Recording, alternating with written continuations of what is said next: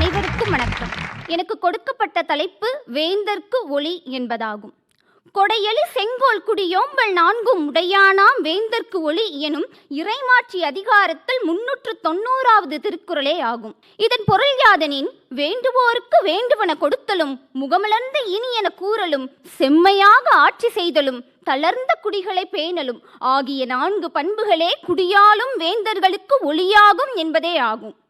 இதனைத்தான் சால குடியோம்பல் வல்லான் அரசன் என திரிகடுகம் கூறுகிறது.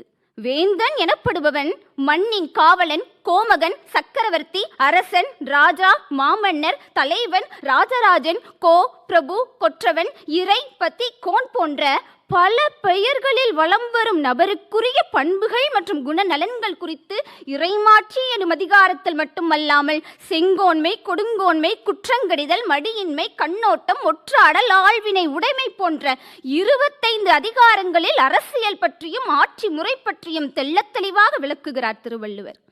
படைக்குடி கூழ் அமைச்சு நட்பு அரண் ஆறும் உடையான் அரசருள் ஏறு என்ற குறளுக்கிணங்க ஆற்றல் மிகு படை, அறிவார்ந்த குடிமக்கள், குறையாவலம், குறையற்ற அமைச்சு, முறிபடாத நட்பு, மோதி அழிக்க முடியாத அரண் ஆகிய 6 சிறப்புகளும் உடைய அரசே ஆண் சிங்கம் போன்ற அரசாகும் எனவும், அநீதிக்கும் பகைவருக்கும் பயப்படாதிருப்பது, வேண்டுவோருக்கு வேண்டுவன கொடுப்பது, வருமன் காக்கும் அறிவு, ஆபத்து வந்தாலும் தளராத ஊக்கம், இந்நான்கிலும் குறையாமல் இருப்பது ஆளுவோரின் இயல்பாக இருக்க வேண்டும் என்பதை அஞ்சாமை, ஈகை, அறிவூக்கம் இந்நான்கும் என்றாமை வேந்தர்க்கு இயல்பு என்ற குறளின் மூலம் எடுத்துரைக்கிறார்.